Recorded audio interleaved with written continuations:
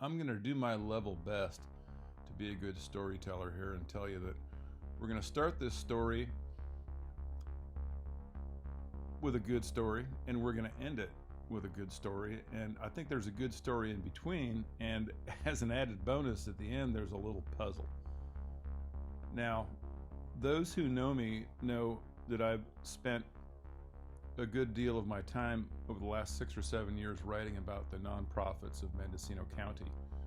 And they're largely investigative pieces. They're done with a great deal of snarkiness, but mostly it's to inform and enlighten my fellow citizens about what's happening with the nonprofits here. I have an index of work that you'll see in the YouTube notes below that includes over 100 stories and something over 300,000 words, all based on the absolute truth. Like I say, there's a great deal of snarkiness in there, but it's meant to be entertaining, and I hope that it is. One piece in particular that I worked on 3 years ago was this Eye of the Beholder story about the value of art over time and artists whose work holds its value over time. And the individual featured in the beginning of the story is Grandma Moses. Now, this is a woman who had the distinction of entering the art career late in her life. She was in her mid-70s when she started painting. Very warm and charming individual. This is a painting called The Sugaring Off that she did, would have been the late 1940s, early 1950s. And she sold this and paintings like this for $5 a piece. At auction in 2006, The Sugaring Off sold for $1.2 million.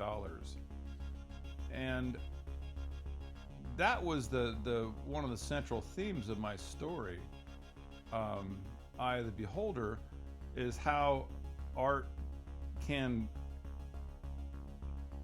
not only hold its value over time, but even grow in value over time. But when I looked at that, I thought, well, what's happening in my hometown of Mendocino? Because Mendocino is known far and wide as an art community, so I wanted to see what's happening here. Bill Zaka was credited with saving the town of Mendocino, which is kind of a controversy. My family was here, and I was here when he came to Mendocino. We didn't see him as the savior of Mendocino by a long shot. I think we saw it as the other way around. Nonetheless, he did start the Mendocino Art Center and was part of a great influx of artists in the late 1950s and early 1960s. Very handsome man, very charming. I was a friend of Bill's. When he passed away in 1998, I was one of his pallbearers.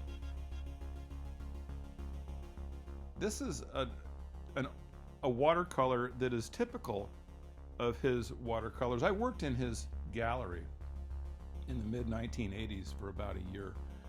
And I can tell you for certain that this is about a 16 by 20 watercolor that matted and framed would sell at the time for $400 out the door. And this is typical of many watercolors that he did.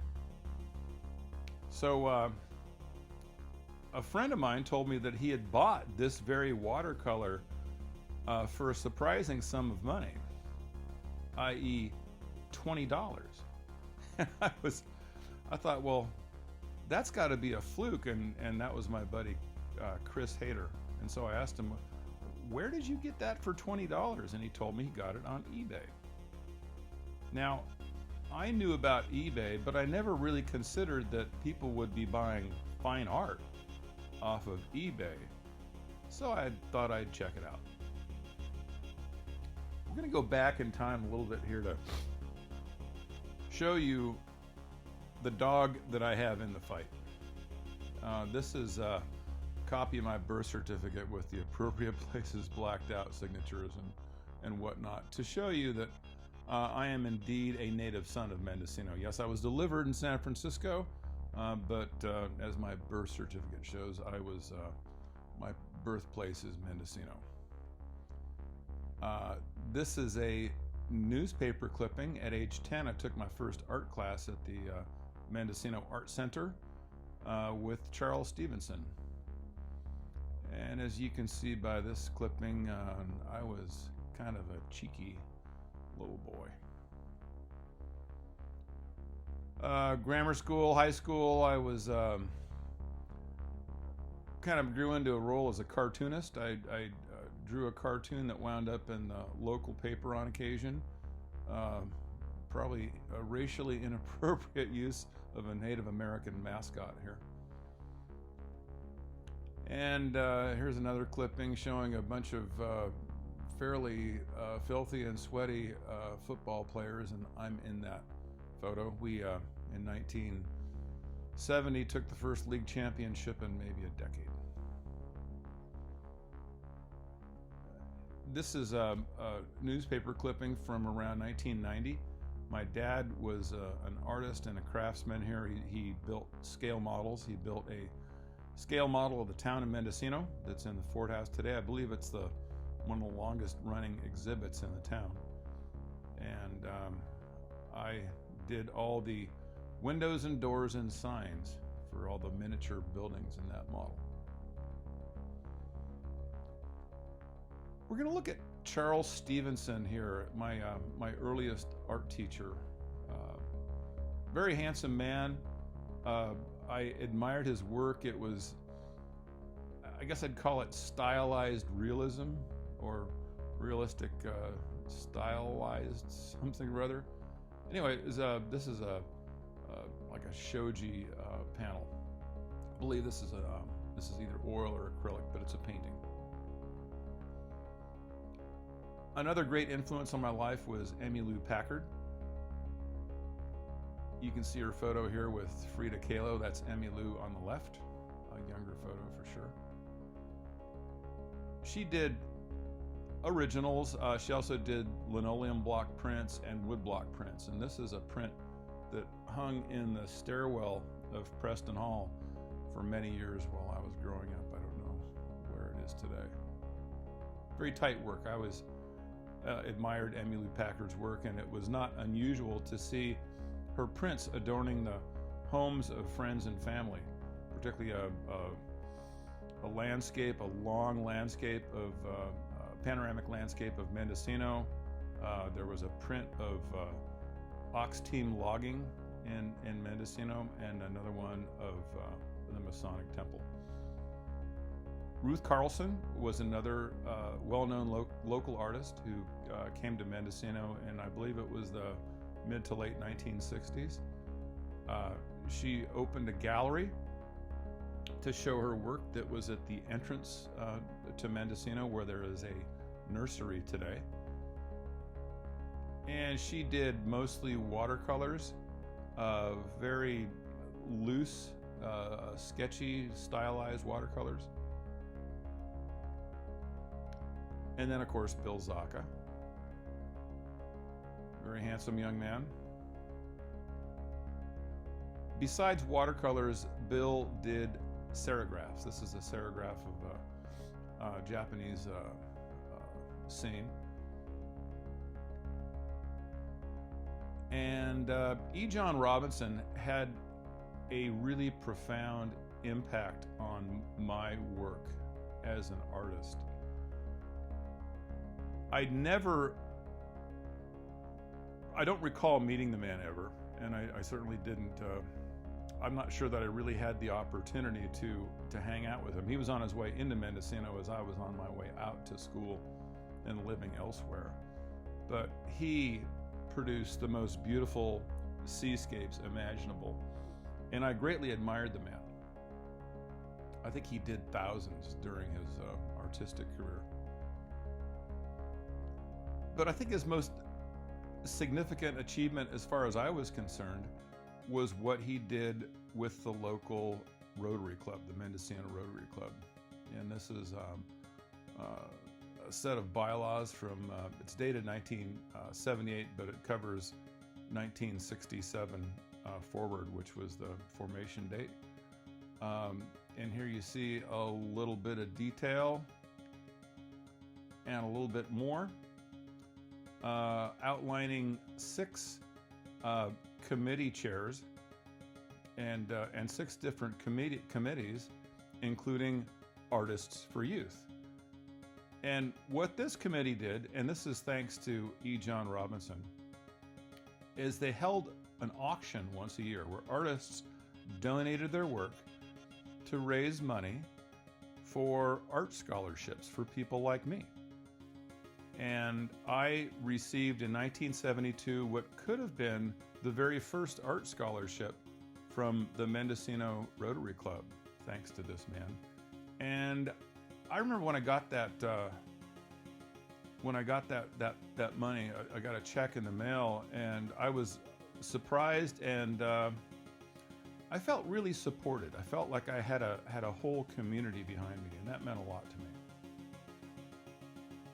Another great influence on my work was Bill Minshew, who was an instructor at Fresno State College, where I attended school as an art major. This is a photo of Bill in his later life. He was a very enthusiastic individual, and this is an example of Bill's work. I don't think he was a very good painter, but what he did for me was he challenged me with a project and the entire design class one day, and he said, I want you to design a toy or game that can be as bizarre as you want. And so I gave it my best shot, and it was a smash as far as Bill was concerned. I thought I could have done a lot better because although it was novel and somewhat attractive, it had no functionality, and it didn't really play like I thought a game should. But it really planted the seed for a future endeavor.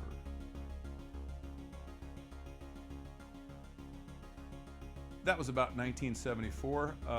4 years later, I had this, because he really planted the seed for this, I never gave up on it, and I kept trying, kept trying. And finally, I did this, and this is in 1978. It's a little scrap of orange construction paper. I was just dead broke, poor, living off the kindness of strangers, and I think I had a pencil and maybe a ballpoint pen or a felt tip pen and some construction paper, and I came up with this design. It's kind of small. The design was intriguing, and it looked like it might turn into something someday, but it didn't. It lacked the functionality that a board game needed, in my estimation. So I kept at it. A few weeks later, I got a hold of some colored pencils and came up with this, which is kind of an expansion of the thing. And I was wondering, well, what would color and shape and form do for that piece of orange construction paper? And what I found is, even though it was more attractive, is it didn't really help the functionality at all. So fast forward a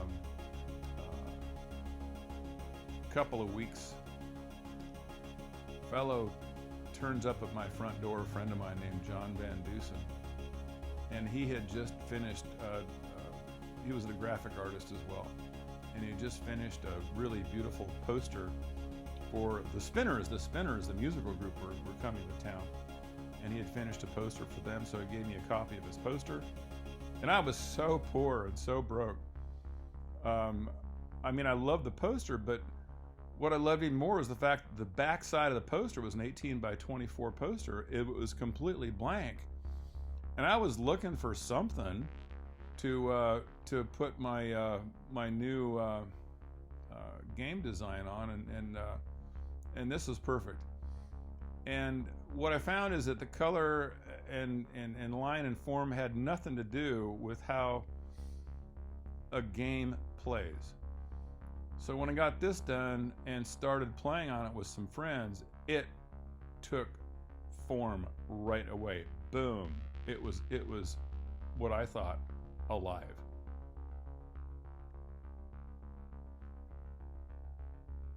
Now, what I'd done between my years at Fresno State and this time is I'd learned how to silkscreen.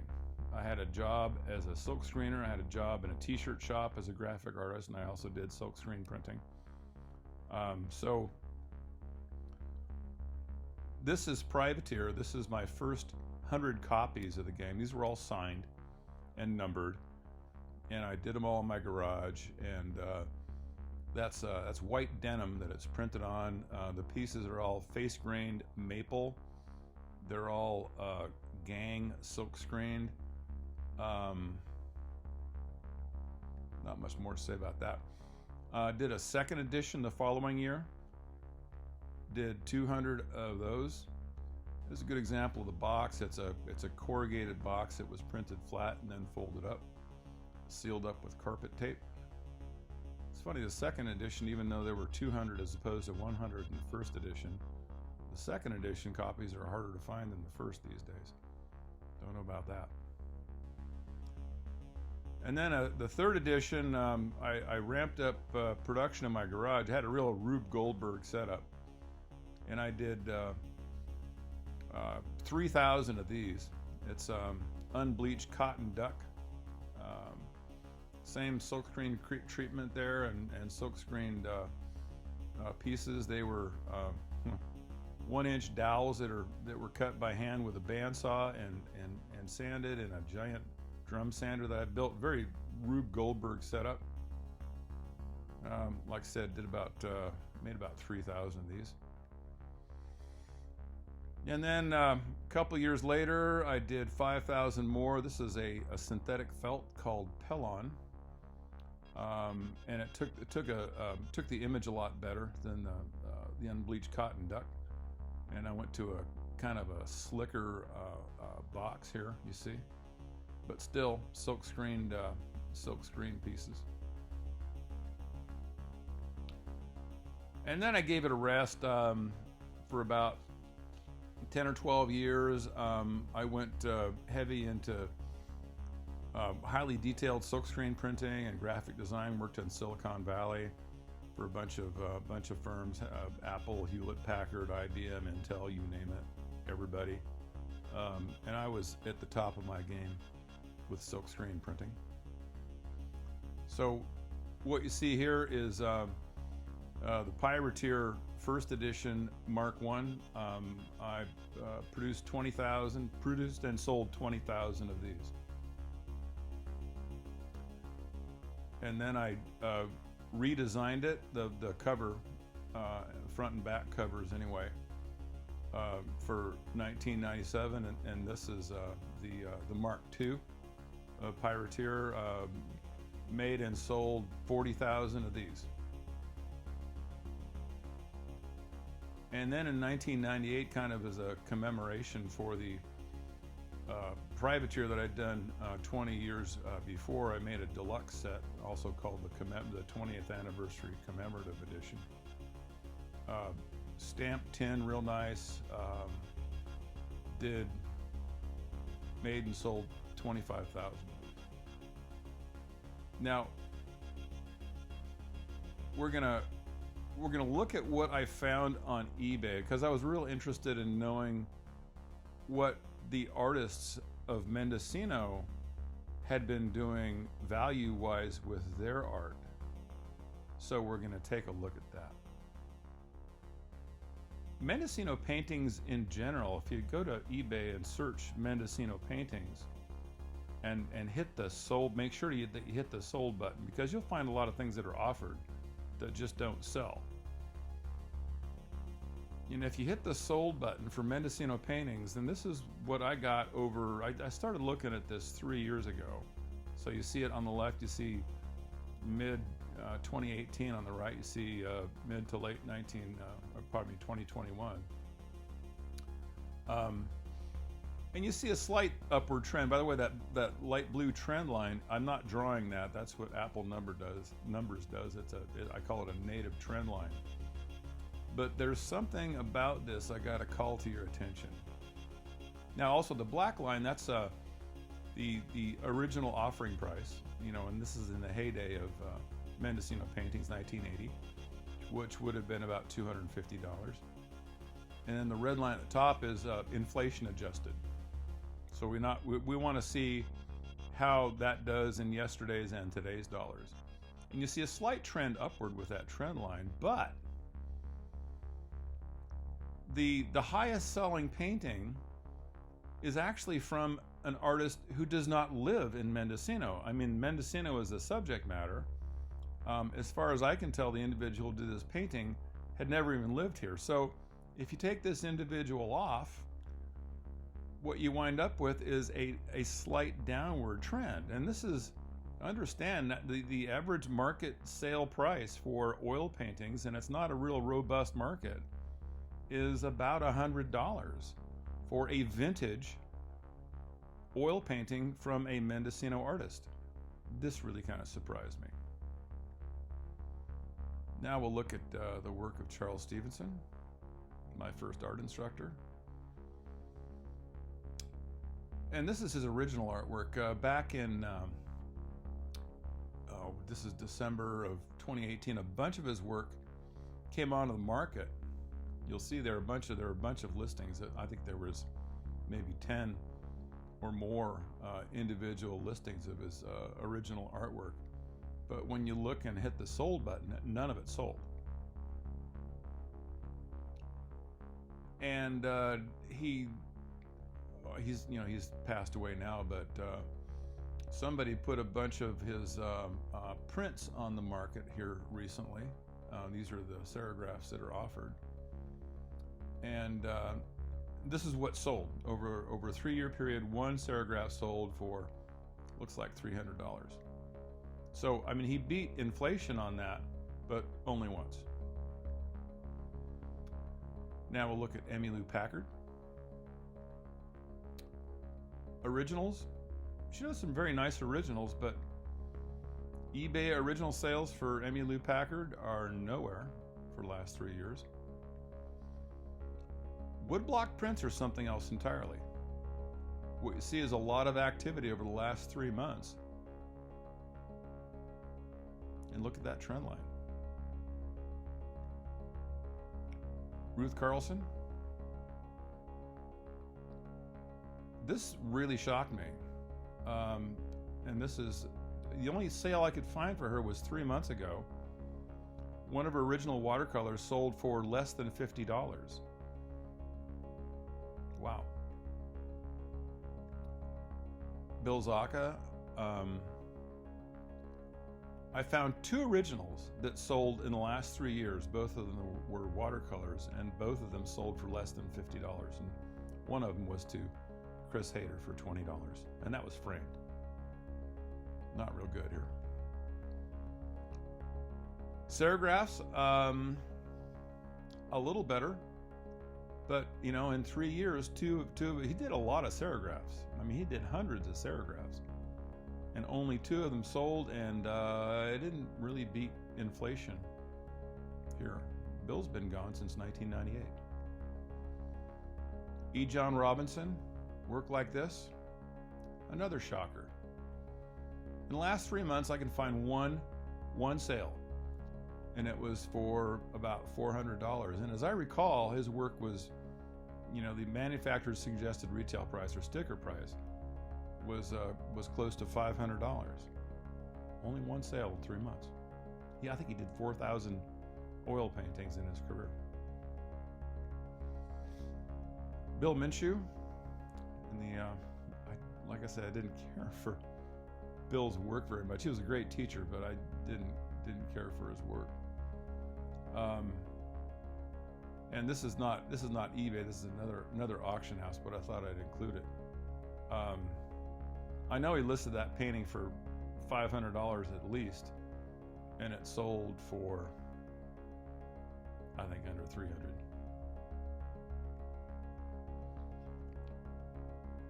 now we're going to expose me to the same rule that we exposed all of the artists that I admired to. And we're going to go backwards in time from the latest Pirateer Deluxe set in 1998 on back. And this really surprised me. This is the last 3 years of deluxe Pirateer sales. And look at that trend line. You got used copies. I mean, these sold new for $20 and around 2000. And you got used copies selling for $75, and the trend line's going up. Like, wow. And there's a robust market on eBay for new copies of anything, because a lot of people don't open their copies. They save them as collectibles. And the last time I saw a new deluxe version of Pirateer, it went for $50. That was 3 years ago. I haven't seen anything move since then. Now we'll look at the box set, the Mark II. That was done in 1997. Yep, you'll see the trend line headed down, but it's still, I mean, there's over 100 individual sales here on eBay over this 3-year period. And the trend line still hasn't dipped below the MSRP, so it's holding its value in a way, but more significantly than that, none of the, with the exception of one of these, none of these were autographed. None of the Pirateer or Privateer games, with the exception of the first edition of Privateer, which is 100 copies, were autographed as a matter of practice. I mean, I would autograph them on occasion. But this one on top, this one that sold for $80 used, might be of interest to you, with a red circle around it. That one was autographed. So a used copy autographed that sold retail for $20 will sell for $80. And new sets, unautographed, one of them sold for $80 here, as you can see. And the trend is up. I mean, they're selling for, trending toward $50 in 3 years. I mean, they were below 40 3 years ago, and now they're around 50. Wow. Now we'll look at the Mark I. Trending up above MSRP. Again, these are not signed copies. These are mass-produced copies. And the new copies are trending well above inflation. Unsigned. Now we're going to look at the Privateers. This is from 1983. This is the one that I made 5,000 copies of. Didn't sign all of them. Would sign them on occasion, but I could see one sale on eBay for the last 3 years, and that was 3 years ago. Sold for $100. Not even signed. Cool. And I haven't seen any movement on the Mark I at all. I mean, there's 3,000 of them out there, but nobody's been selling any.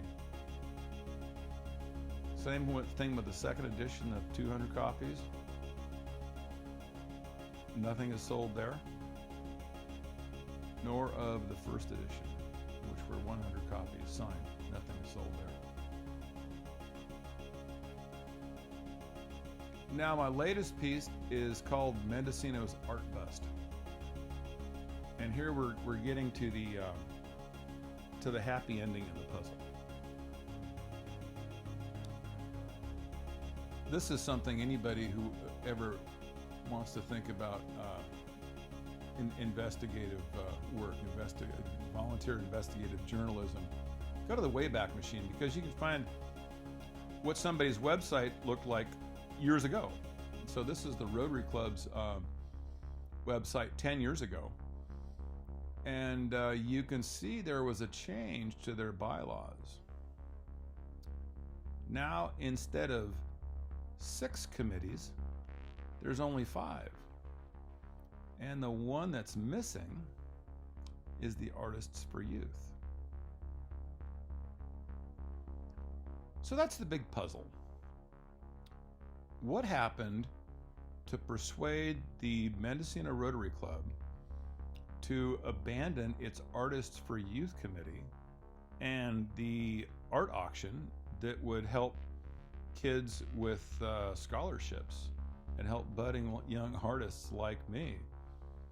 But the thing that we can't take away from the Mendocino Rotary Club is that it helped me to achieve something that no other living local artist has done. And that's to produce work that holds its value over time. And speaking of time, I think we're about out of it, and I thank you for yours.